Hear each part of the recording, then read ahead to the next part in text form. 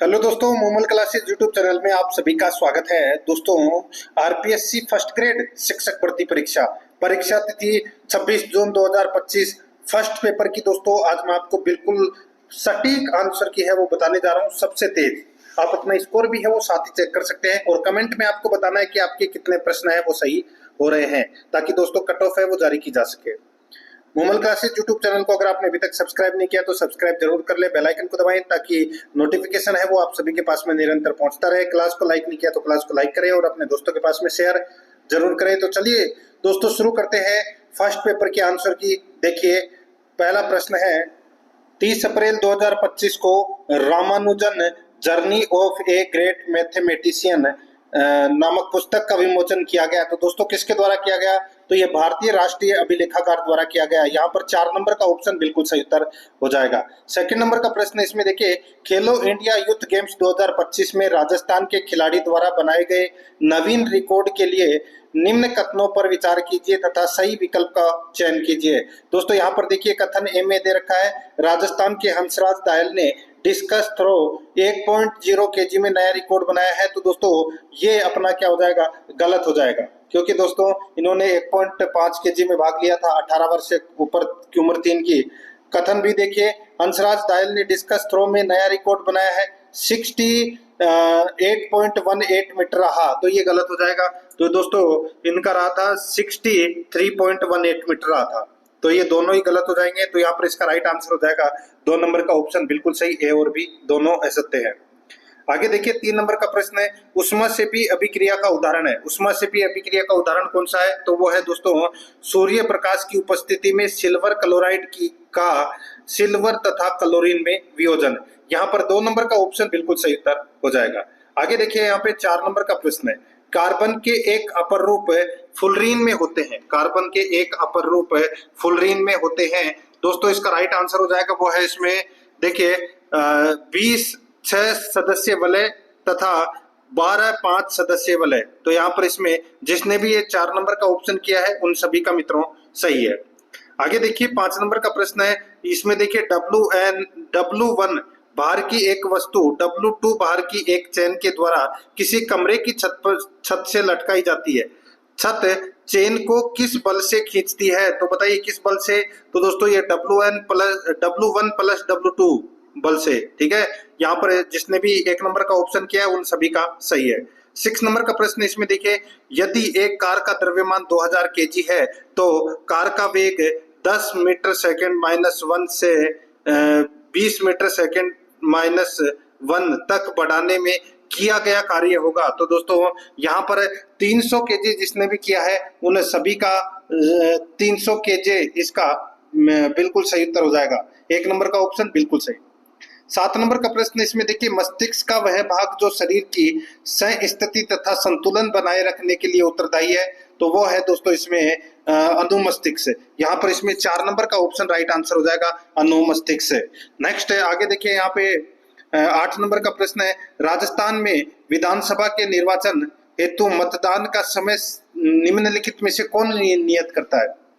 बताइए राजस्थान में विधानसभा के निर्वाचन हेतु मतदान का समय कौन नियत करता है?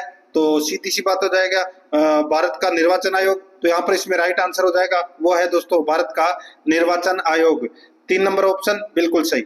आगे देखिए 9 नंबर का प्रश्न है, भारत के राष्ट्रपति के विषय में निम्नलिखित कथनों को ध्यानपूर्वक पढ़िए। यहाँ पर देखिए राष्ट्रपति उपराष्ट्रपति को संबोधित त्यागपत्र द्वारा अपना पद त्याग सकता है। बिल्कुल सही बात है, दोनों एक दूसरे को त्यागपत्र देते हैं। पहला कथन सही है। दूसरा देखिए, राष्ट्रपति अपने इस त्यागपत्र की सूचना प्रधानमंत्री को भी देगा। तो गलत हो जाएगा, लोकसभा अध्यक्ष को देगा। तो यहाँ पर अपना इसमें राइट आंसर क्या हो जाएगा? केवल एक कथन है वो सत्य है। सही कथन का चयन करना था, तो यहाँ पर केवल एक सही है। 3 नंबर का ऑप्शन बिल्कुल सही। आगे देखिए यहाँ पे 10 नंबर का प्रश्न है, लोकसभा में निंदा प्रस्ताव से संबंधित निम्नलिखित कथनों पर विचार कीजिए। दोस्तों निंदा प्रस्ताव से संबंधित अपने को बताना है कि कौन सा कथन है वो इसमें सत्य है। दोस्तों यहाँ पर आप देख सकते हैं, निंदा प्रस्ताव प्रस्तुत करने हेतु सभा की अनुमति आवश्यक नहीं है। तो दोस्तों सभा की अनुमति आवश्यक है, तो ये अपना पहला कथन है वो गलत हो जाएगा। ठीक है, दूसरा देखिए, निंदा प्रस्ताव मंत्री परिषद या किसी एक मंत्री या मंत्रियों के किसी समूह के विरुद्ध कार्य करने में असफल रहने या कार्य न करने की या उनकी नीति के बारे में प्रस्तुत किया जा सकता है और उसमें मंत्री या मंत्रियों की असफलता पर खेद, रोष या आश्चर्य व्यक्त किया जा सकता है। सही विकल्प का अपने को चयन करना है, तो दोस्तों इसमें केवल सेकंड है वो सही है। तो यहाँ पर इसका राइट आंसर हो जाएगा 4 नंबर ऑप्शन बिल्कुल सही। जिसने भी किया है उन सभी का सही है मित्रों। 11 नंबर का प्रश्न इसमें देखिए, भारत के संविधान का कौन सा अनुच्छेद केंद्रीय मंत्री परिषद के सदस्यों का राज्य के प्रधान के प्रति व्यक्तिगत उत्तरदायित्व का सिद्धांत उल्लेखित करता है? भारत के संविधान का कौन सा अनुच्छेद केंद्रीय मंत्री परिषद के सदस्यों का राज्य के प्रधान के प्रति व्यक्तिगत उत्तरदायित्व का सिद्धांत उल्लेखित करता है? इसका सही उत्तर हो जाएगा वो है दोस्तों इसमें अनुच्छेद 75(2). अनुच्छेद 75(2) जिसने भी 4 नंबर का ऑप्शन किया है उन सभी का सही है। 12 नंबर का प्रश्न इसमें देखिए, घग्गर नदी प्राय किस स्थान पर आकर विलीन हो जाती है? तो दोस्तों इसका राइट आंसर हो जाएगा वो है इसमें, ये विलीन हो जाती है दोस्तों। कहां पर विलीन हो जाती है? तो तलवाड़ा, यहाँ पर इसका राइट आंसर हो जाएगा दोस्तों 1 नंबर का ऑप्शन बिल्कुल सही। नेक्स्ट आगे देखिए, यहाँ पे 13 नंबर का प्रश्न है, राष्ट्रीय महिला आयोग के अधिदेश के अनुसार निम्नांकित में से किन शिकायतों पर विचार नहीं किया जाता है? तो बताइए किन शिकायतों पर विचार नहीं किया जाता है? यहाँ पर देखिए कूट भाषा में अपने को उत्तर देना है। यहाँ पर देखिए पहला नंबर का कथन, श्रम औद्योगिक विवादों से संबंधित शिकायत, इसका कोई लेना देना नहीं है दोस्तों राष्ट्रीय महिला आयोग से। आगे देखिए, मामला न्यायालय न्यायाधिकरण के समक्ष विचाराधीन है। विशुद्ध सेवा मामलों से संबंधित शिकायत, तो दोस्तों बिल्कुल सही है। यहाँ पर बी और सी कथन है वो क्या है? सत्य है। बी और सी कथन है वो क्या है? इसमें सत्य है। यहाँ पर 1 नंबर का ऑप्शन बिल्कुल सही। आगे देखिए 14 नंबर का प्रश्न है, राजस्थान की लंबाई एवं चौड़ाई की दूरियों में कितना अंतर किलोमीटर में है? तो सभी को पता होगा ये तो 43 किलोमीटर है। ठीक है, यहाँ पर इसमें 4 नंबर ऑप्शन सही। 15 नंबर का प्रश्न है, इनमें से कौन सी पहाड़ी मध्य अरावली क्षेत्र में स्थित है? तो मध्य अरावली क्षेत्र में तो दोस्तों नागपाड़ है जो अजमेर में है। यहाँ पर 3 नंबर ऑप्शन बिल्कुल सही। आगे देखिए 16 नंबर का प्रश्न है, देखिए निम्नलिखित में से कौन सा सुमेलित नहीं है? कौन सा सुमेलित नहीं है वो दोस्तों अपने को यहाँ पर क्या करना है? बताना है। दोस्तों एक तरफ ऊंट की नस्लें हैं, दूसरी तरफ क्षेत्र दे रखा है। यहाँ पर देखिए दोस्तों केरूपाल दोस्तों ऊंट की नस्ल है, ये बीकानेर और चूरू में पाई जाती है, बिल्कुल सही है। कटुची गंगानगर और हनुमानगढ़ ये अपना गलत हो जाएगा। नाचना जैसलमेर में और गोमठ जोधपुर और नागौर में। यहाँ पर इसमें 2 नंबर का ऑप्शन राइट आंसर हो जाएगा। जिसने भी किया है उन सभी का सत्य है मित्रों। 17 नंबर का प्रश्न है, शीतकाल में किन पवनों के साथ शीतोष्ण चक्रवात पाकिस्तान के मार्ग से राजस्थान पहुंचते हैं? इसका सही उत्तर हो जाएगा पछुआ पवने। जिसने भी किया है उन सभी का सही है, 3 नंबर ऑप्शन सही। 18 नंबर का प्रश्न, जनगणना 2011 के अनुसार ऐसे कितने जिले थे जिनमें बाल लिंगानुपात 0 से 6 यानी कि 912 था? यानी कि दोस्तों 5 जिले राजस्थान के ऐसे थे जिनमें 912 से अधिक लिंगानुपात था। डूंगरपुर, दोस्तों राजसमंद, पाली, प्रतापगढ़ और बांसवाड़ा। यहाँ पर इसका राइट आंसर हो जाएगा 2 नंबर ऑप्शन बिल्कुल सही। 19 नंबर का प्रश्न है, देखिए राजस्थान के निम्नलिखित में से किस जिले में स्पाइस पार्क स्थापित है? देखिए पहला स्पाइस पार्क है वो जोधपुर में था और दूसरा है वो कोटा में। तो यहाँ पर इसमें जोधपुर ऑप्शन में नहीं दे रखा, 1 नंबर का ऑप्शन राइट आंसर हो जाएगा। 20 नंबर का प्रश्न है, इसमें देखिए कोहलबर्ग के अनुसार नैतिक विकास की एक ऐसी अवस्था जिसमें कोई व्यक्ति अपनी नैतिकता को व्यापक वर्तमान में प्रचलित सामाजिक मानकों एवं नियमों के अनुरूप आंकता है को नैतिकता का कौन सा स्तर कहा गया है? तो दोस्तों इसको नैतिकता का कौन सा स्तर कहा गया है? तो इसका नैतिकता का रूढ़िवादी स्तर है वो कहा गया है दोस्तों। यहाँ पर 1 नंबर का ऑप्शन बिल्कुल सही।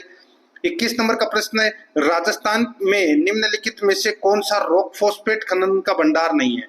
दोस्तों यहाँ पर देखिए ये कोट मांगलोद है, जिप्सम से संबंधित है।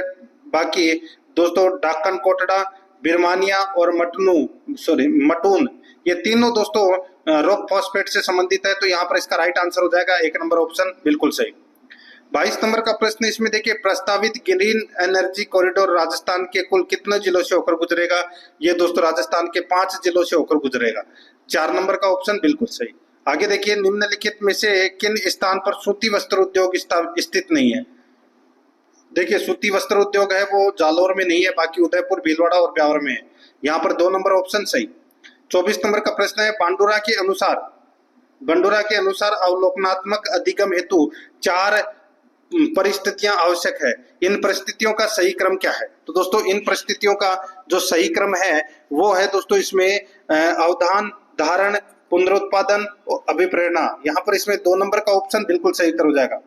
25 नंबर का प्रश्न है, समायोजन प्रक्रिया में पियाजे के अनुसार एक व्यक्ति एक समायोजक प्रकार में अपने मानक सामाजिक संदर्भ से लेता है और समाज के परिवर्तित मूल्यों के अनुसार अपने विश्वासों को बदल लेता है, वह कहलाता है। तो वह क्या कहलाता है? तो दोस्तों वो कहलाता है समायोजक कहलाता है। क्या कहलाता है? समायोजक। 3 नंबर ऑप्शन बिल्कुल सही, जिसने भी किया है उन्हें सभी का सही है दोस्तों। 26 नंबर का प्रश्न है, डेनियल गोल्डमैन के अनुसार निम्नलिखित में से कौन सा एक स्वेगात्मक बुद्धि का घटक नहीं है?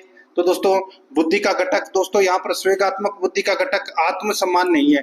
4 नंबर का ऑप्शन राइट आंसर इसमें हो जाएगा। दोस्तों करंट अफेयर से संबंधित आपको मोमल क्लासेज यूट्यूब चैनल को सब्सक्राइब करना है, उसका लिंक आपको डिस्क्रिप्शन में मिल जाएगा। वहां पर आपको दोस्तों करंट अफेयर से संबंधित महत्वपूर्ण प्रश्न देखने को मिलेंगे और उनमें से ही दोस्तों परीक्षा में है प्रश्न है वो पूछे गए हैं। और आगे आने वाली सभी प्रतियोगी परीक्षाओं के लिए दोस्तों मोमल क्लासेज के यूट्यूब चैनल को सब्सक्राइब जरूर करें, आपको लिंक मिल जाएगा डिस्क्रिप्शन में। आगे देखिए दोस्तों यहाँ पर और टेलीग्राम का लिंक भी मिल जाएगा, तो आप टेलीग्राम चैनल से भी जरूर जुड़ें। 27 नंबर का प्रश्न है, इसमें देखिए नेतृत्व शैली का एक प्रकार जिसमें अधिकार तथा शक्ति विकेंद्रित की जा सकती है परंतु दायित्व विकेंद्रित नहीं हो सकता कहलाता है। तो वो क्या कहलाता है? वो कहलाता है दोस्तों जनतंत्रीय नेतृत्व कहलाता है। 3 नंबर ऑप्शन बिल्कुल सही। आगे देखिए 28 नंबर का प्रश्न है, निम्नलिखित में से कौन सी एक रचनात्मक पर्यवेक्षण की विशेषता नहीं है? कौन सी एक रचनात्मक पर्यवेक्षण की विशेषता नहीं है? तो दोस्तों यहाँ पर देखिए इसमें यह प्रधानाध्यापक एवं शिक्षकों की कठिनाइयों को जानने के लिए किया जाता है। तो दोस्तों ये विशेषता नहीं है रचनात्मक पर्यवेक्षण की। 2 नंबर ऑप्शन बिल्कुल सही, जिसने भी किया उन सभी का सही है। 29 नंबर का प्रश्न है, समग्र शिक्षा अभियान स्कूली शिक्षा के लिए एक योजना है जिसका विस्तार है। तो दोस्तों जिसका विस्तार क्या है? तो वो है पूर्व प्राथमिक से कक्षा 12th तक। तो यहाँ पर इसका राइट आंसर 3 नंबर ऑप्शन हो जाएगा। आगे देखिए 30 नंबर का प्रश्न है, राजस्थान स्टेट ओपन स्कूल के द्वारा परीक्षा में बैठने के लिए निम्नलिखित में से किस विषय या किन विषयों की अनिवार्यता नहीं है? तो किन विषयों की अनिवार्यता नहीं है वो पूछा गया दोस्तों यहाँ पर। तो दोस्तों इसका जो राइट आंसर हो जाएगा, देखिए यहाँ पे गणित और अंग्रेजी की अनिवार्यता है वो दोस्तों इसमें नहीं है। तो यहाँ पर इसका राइट आंसर क्या हो जाएगा? वो है ए और सी। ए और सी इसका राइट आंसर हो जाएगा, यानी कि 3 नंबर का जो ऑप्शन है वो इसका बिल्कुल सही उत्तर हो जाएगा। आगे देखिए यहाँ पे 31 नंबर का प्रश्न है, आरटीई अधिनियम 2009 के अनुसार शिक्षा प्राधिकारी द्वारा प्रारंभिक शिक्षा की पाठ्य चर्चा और मूल्यांकन प्रक्रिया अधिकथित करते समय निम्नलिखित में से कौन से विचार को सम्मिलित नहीं किया गया है? तो कौन से विचार को सम्मिलित नहीं किया गया है? तो दोस्तों जिसने भी देखिए यहाँ पे 3 नंबर का ऑप्शन किया है, जहां तक साध्य हो अनुदेशन का माध्यम हिंदी भाषा में हो, ये कथन दोस्तों इसमें क्या है? सम्मिलित नहीं है। तो ये कथन अपना राइट आंसर हो जाएगा, 3 नंबर ऑप्शन सही। 32 नंबर का प्रश्न है, आरटीई अधिनियम 2009 के प्रावधानों अनुसार कक्षा 1 से 5 तक के लिए अगर प्रवेशित बालकों की संख्या 91 से 120 के मध्य हो तो कितने शिक्षकों की आवश्यकता होगी? तो दोस्तों 4 शिक्षकों की आवश्यकता होगी। यहाँ पर इसमें राइट आंसर हो जाएगा 3 नंबर का ऑप्शन, सॉरी 1 नंबर का ऑप्शन बिल्कुल सही। ठीक है भाई, सीधा शायद 30 बच्चों के ऊपर 1 है तो 120 में तो 4 ही हुए, तो यहाँ पर 1 नंबर ऑप्शन सही। 33 नंबर का प्रश्न है, वह राजा जिसने गेंडा हंता प्रकार की मुद्राओं को डलवाया था। तो दोस्तों किसने डलवाया था? तो दोस्तों ये समुद्रगुप्त ने डलवाया था। ये किसने? समुद्रगुप्त ने। यहाँ पर 4 नंबर का ऑप्शन सही। 34 नंबर का प्रश्न है, लाला लाजपत राय, विपिन चंद्रपाल और बाल गंगाधर तिलक के बारे में गलत कथन का चयन कीजिए। दोस्तों गलत कथन कौन सा हो जाएगा इसमें? यहाँ पर देखिए इसमें गलत कथन हो जाएगा 1907 में पाल ने अरबिंदो घोष के विरुद्ध न्यायिक अभियोग में गवाही दी थी। तो दोस्तों न्यायिक अभियोग में गवाही नहीं दी थी, उनको कहा गया था लेकिन गवाही नहीं दी थी उन्होंने। तो यहाँ पर इसमें 2 नंबर का ऑप्शन राइट आंसर हो जाएगा। ठीक है, जिसने भी किया है उन सभी का सही है। आगे देखिए 35 नंबर का प्रश्न है, उस स्थान का नाम बताइए जहां जापानी सरकार ने सुभाष चंद्र बोस को उनके विमान दुर्घटना से पहले ले जाने का फैसला किया था। तो यहाँ पर इसका राइट आंसर हो जाएगा, वो है मंचूरिया डारेन। मंचूरिया डारेन इसका राइट आंसर हो जाएगा, 3 नंबर ऑप्शन सही।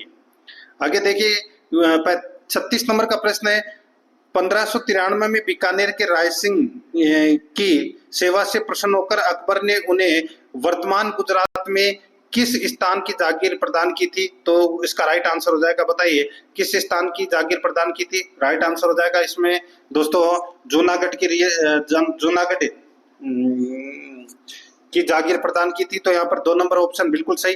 आगे देखिए 37 नंबर का प्रश्न है, स्वतंत्र मजदूर पार्टी के संस्थापक कौन थे? तो वो थे दोस्तों भीमराव अंबेडकर। यहाँ पर 3 नंबर ऑप्शन बिल्कुल सही। 38 नंबर का प्रश्न है, निम्नलिखित में से किसने the archaeological remains and excavation at Bairat प्रतिवेदन तैयार किया था? तो ये किसने किया था? ये किया था दोस्तों दयाराम साहनी ने। यहाँ पर इसमें 3 नंबर का option right answer Dayaram Sahni. 39 number का प्रश्न है, दिल्ली के तोमरों को पराजित करने वाला चौहान शासक कौन था? वो था दोस्तों विग्रहराज चतुर्थ। इसका राइट आंसर हो जाएगा 2 नंबर ऑप्शन बिल्कुल सही, विग्रहराज चतुर्थ। आगे देखिए 40 नंबर का प्रश्न है, 1857 के विद्रोह के समय अजमेर का शस्त्रागार किस नेटिव इन्फेंट्री के द्वारा रक्षित था? तो दोस्तों ये था 30वीं नेटिव इन्फेंट्री की ग्रेनेडियर कंपनी के द्वारा रक्षित था। यहाँ पर 1 नंबर का ऑप्शन बिल्कुल सही उत्तर हो जाएगा। आगे देखिए 41 नंबर का प्रश्न है, निम्न में से किसके द्वारा बिजोलिया किसान आंदोलन में भवानी दयाल के नेतृत्व में एक जांच आयोग नियुक्त किया गया? तो इसका राइट आंसर हो जाएगा वो है राजपूताना मध्य भारत सभा। यहाँ पर इसमें 2 नंबर का ऑप्शन राइट आंसर हो जाएगा। आगे देखिए 42 नंबर का प्रश्न, निम्नलिखित में से कौन करौली प्रजामंडल आंदोलन से संबंधित नहीं है? किसका संबंध करौली प्रजामंडल से संबंधित नहीं है? यहाँ पर देखिए इसमें स्वामी गोपाल दास का संबंध नहीं है दोस्तों, बाकी तीनों का है। यहाँ पर 4 नंबर ऑप्शन सही। आगे देखिए अलवर के बाला किला के संबंध में कौन सा कथन सही नहीं है?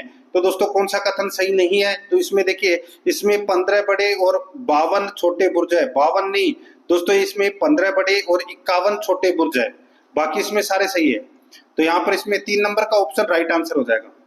आगे देखिए 44 नंबर का प्रश्न है, राजस्थान की किस रियासत ने सरदार पटेल द्वारा रियासतों के भारत में विलय की नीति के विरुद्ध पाकिस्तान में सम्मिलित होने का प्रयास किया था? तो दोस्तों इसका राइट आंसर हो जाएगा वो है जोधपुर के शासक हनुमंत सिंह। ठीक है, तो यहाँ पर इस प्रश्न का जो राइट आंसर हो जाएगा वो है 1 नंबर का ऑप्शन बिल्कुल सही। आगे देखिए यहाँ पर 45 नंबर का प्रश्न है, निम्न युग्मों में से कौन सा सुमेलित है? सुमेलित कौन सा है वो बताना है। एक तरफ ग्रंथ है, दूसरी तरफ रचयिता है। वेली कृष्ण रुक्मणी ग्रंथ के रचयिता पृथ्वीराज है। वीर मायण ग्रंथ के रचयिता दुस्साहडा नहीं है दोस्तों। ठीक है दोस्तों, कवि बादर है। कौन है? कवि बादर ये है। अचलदास खिचरी वचनिका शिवदास गार्डन इनके लेखक है, बिल्कुल सही है। तो यहाँ पर ए और सी कथन है वो क्या है? सत्य है। कूट भाषा में अपने को उत्तर देना था। 1 नंबर का ऑप्शन बिल्कुल सही। नेक्स्ट है, आगे देखिए यहाँ पे 46 नंबर का प्रश्न है, भारत में किसी भी स्थल पर तेजाजी के मंदिर के निर्माण के उपरांत जागती जोत किस तीर्थ स्थल से ले जाई जाती है? तो ये सुरसुरा से ले जाई जाती है दोस्तों। 2 नंबर का ऑप्शन बिल्कुल सही। 47 नंबर का प्रश्न है, मेवाड़ के अमर सिंह प्रथम के कार्यकाल में रागमाला चित्रित करने वाले चित्रकार का नाम बताइए। तो दोस्तों क्या कौन है? तो वो है निसारदीन। यहाँ पर 3 नंबर का ऑप्शन बिल्कुल सही, निसारदीन। आगे देखिए यहाँ पे 48 नंबर का प्रश्न है, निम्नलिखित श्रेणी में अगला पद क्या है? 5, 10, 26, 50, 122। आगे क्या आएगा? तो 170 आएगा दोस्तों। जिसने भी किया है उन सभी का सही है। आगे देखिए यहाँ पर 49 नंबर का प्रश्न है, 7 व्यक्ति A B C D E F और जी एक पंक्ति में क्रमानुसार खड़े हैं। ठीक है, तो यहाँ पर क्या पूछा गया था? तो बी और एफ के मध्य दूरी, बी और एफ के मध्य दोस्तों यहाँ पर 30 मीटर की दूरी होगी। जिसने भी किया है उन सभी का सही है। आगे देखिए 50 नंबर का प्रश्न है, यदि एक्स स्क्वायर और 1/x स्क्वायर का समांतर माध्य एम स्क्वायर है तो एक्स और 1/x का माध्य क्या होगा? तो यहाँ पर इसका राइट आंसर हो जाएगा दोस्तों वो है √m² + 1/2। तो यहाँ पर इसका राइट आंसर 1 नंबर का ऑप्शन हो जाएगा। जिसने भी किया उन सभी का सही है। 51 नंबर प्रश्न है, निम्न प्रेक्षणों को बढ़ते हुए क्रम में व्यवस्थित किया गया है। तो यहाँ पर इसका राइट आंसर हो जाएगा, देखिए आंकड़े दे रखे हैं यहाँ पे। तो यदि इन आंकड़ों की माध्यिका 63 हो तो x का मान है। तो दोस्तों x का मान है वो क्या हो जाएगा? यहाँ पे x का मान हो जाएगा दोस्तों 63, इसका सॉरी 62। जिसने भी किया है उन सभी का सही है। 4 नंबर ऑप्शन सही। 52 नंबर का प्रश्न है, यदि x = 2 + √3 है तो निम्न कथनों पर विचार कीजिए। दोस्तों अपने को यहाँ पर बताना है कि कौन सा कथन है वो इसमें सही है। निम्न में से सही विकल्प का अपने को क्या करना है, चयन करना है। तो दोस्तों यहाँ पर आप देख सकते हैं, इसमें देखिए इसके अंदर दोस्तों मैं आपको बता देता हूं डायरेक्ट। देखिए ए बी और डी, ए बी और डी ये कथन है वो दोस्तों इसमें क्या है, सही है। तो यहाँ पर जिसने भी ए बी डी किया है उन सभी का सत्य है। आगे देखिए 53 नंबर का प्रश्न है, यदि बहुपद x cube minus 4x square plus x plus 6 का एक शून्य माइनस 1 है तब अन्य शून्य है, तो यहाँ पर इसका राइट आंसर हो जाएगा वो है 2 और 3। यहाँ पर जिसने भी किया है उन सभी का सही है, 1 नंबर ऑप्शन सही। आगे देखिए 54 नंबर प्रश्न है, यदि रेखीय समीकरणों के युग्म, यदि रेखीय समीकरणों के युग्म में 2x प्लस 3y बराबर 7 है और 2ax plus bracket a plus b y बराबर 28 है, तो दोस्तों यहाँ पर के अनंत हल विद्यमान है, तो निम्न में से कौन सा सत्य है। तो इसमें दोस्तों सत्य हो जाएगा b बराबर 2a, जिसने भी किया है उन सभी का सही है, 4 नंबर ऑप्शन सही। 55 नंबर प्रश्न है, एक लंबवर्तीय शंकु की तिर्यक भुजा 10 मीटर और इसकी ऊंचाई 8 मीटर है, इसके वक्र पृष्ठ का क्षेत्रफल है वो क्या होगा, बताइए। इसके वक्र पृष्ठ का जो क्षेत्रफल है वो दोस्तों क्या होगा, यहाँ पर इसका राइट आंसर हो जाएगा दोस्तों वो है इसमें 188.4 मीटर स्क्वायर, जिसने भी किया है उन सभी का सही है। 56 नंबर प्रश्न है, त्रिज्या 2r के धातु के एक ठोस गोले को 4r आंतरिक व व्यास व 4r ऊंचाई के एक बेलन में रखा जाता है, बेलन पूरी तरह से पानी से भरा जाता है, तो भरे हुए पानी का आयतन है, बताइए क्या होगा। तो दोस्तों गोले के आयतन से आधा है, तो यहाँ पर इसमें 2 नंबर का ऑप्शन बिल्कुल सही उत्तर हो जाएगा। आगे देखिए यहाँ पे 57 नंबर प्रश्न है, विमाओं 5.5 semi into 10 semi into 3.5 semi वाला एक घनाभ बनाने के लिए 1.75 सेमी व्यास तथा 2 मिलीमीटर मोटाई वाले कितने चांदी के सिक्कों को पिघलाना पड़ेगा। यहाँ पर 400 जिसने भी किया है उन सभी का सही है, 2 नंबर ऑप्शन सही। आगे देखिए 58 नंबर प्रश्न है, इनमें से कौन सा शब्द शुद्ध है, अशुद्ध शब्द कौन सा हो जाएगा दोस्तों इसमें। यहाँ पर देखिए सानिध्य, सानिध्य के अंदर दोस्तों नी के अंदर एक न और आएगा, राइट आंसर इसमें 4 नंबर ऑप्शन हो जाएगा। आगे देखिए यहाँ पे 59 नंबर प्रश्न है, पोस्ट परिभाषिक शब्द का समानार्थक हिंदी शब्द नहीं है, तो केंद्र नहीं है, बाकी चौकी पद और उपरांत उपरांत है, बिल्कुल उपरांत बिल्कुल सही है। यहाँ पर इसमें 1 नंबर का ऑप्शन बिल्कुल सही। आगे देखिए यहाँ पे 60 नंबर का प्रश्न है, किस शब्द का संधि विच्छेद गलत है, तो यहाँ पर देखिए वार्तालाप, तो वार्ता प्लस अलाप नहीं होता आलाप होगा, तो यहाँ पर 4 नंबर का ऑप्शन बिल्कुल सही। नेक्स्ट आगे देखिए यहाँ पे 61 नंबर का प्रश्न है, निम्नलिखित में से किस विकल्प के सभी शब्द ई प्रत्यय से निर्मित हैं, तो ई प्रत्यय से निर्मित दोस्तों इसमें हो जाएगा कौन कौन से, तो घमंडी, ऊनी और हिंदुस्तानी, तो यहाँ पर इसमें राइट आंसर हो जाएगा, यानी कि घमंड, ऊन और हिंदुस्तान, इनके आगे तीनों के अंदर आगे ई प्रत्यय लगा हुआ है।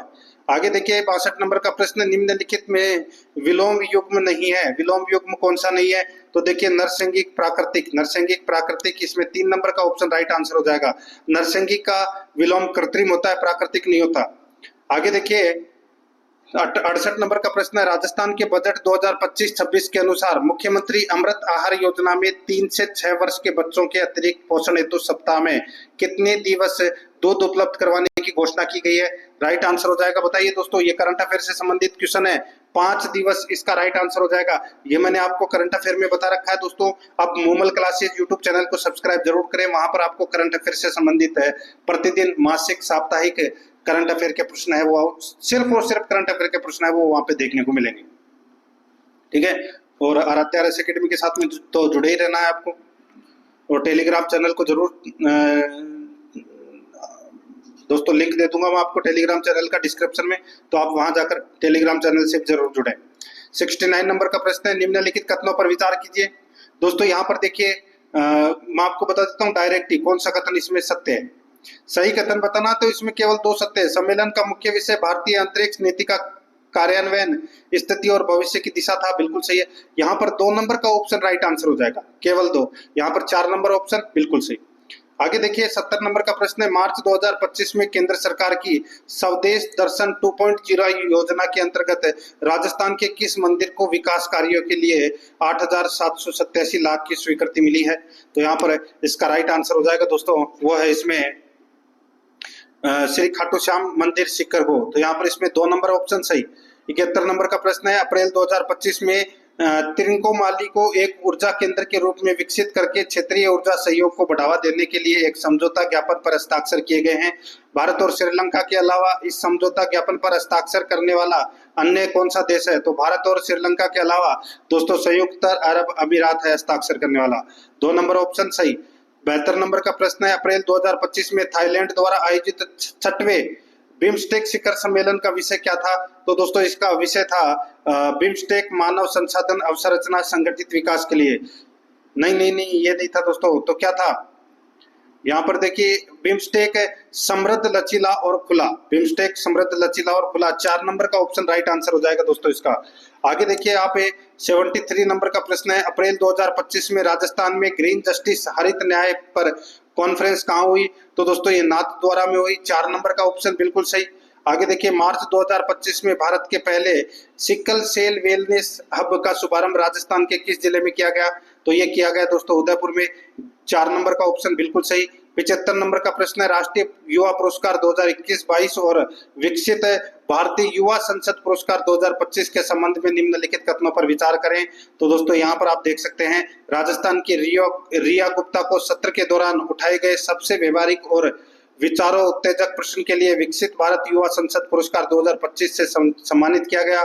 दूसरा, राजस्थान के डॉक्टर महेंद्र मीणा को व्यक्तिगत श्रेणी में राष्ट्रीय युवा पुरस्कार 2021-22 से सम्मानित किया गया। बिल्कुल सही है। तो इसमें दोनों के दोनों है वो दोस्तों सही है। तो यहाँ पर इसका राइट आंसर है 1 नंबर का ऑप्शन बिल्कुल सही उत्तर इसमें हो जाएगा। इसी के साथ मैंने आपको ये फर्स्ट ग्रेड के पेपर के आंसर की है वो कंप्लीट करवा दी है। और आपके कितने अंक आ रहे हैं कमेंट में जरूर बताएं। मोमल क्लासेस यूट्यूब चैनल के साथ में जुड़े रहिए। चैनल को सब्सक्राइब, बेल आइकन को दबाएं, क्लास को लाइक और अपने दोस्तों के पास में शेयर जरूर करें। मिलते हैं दोस्तों नेक्स्ट क्लास में। जय हिंद।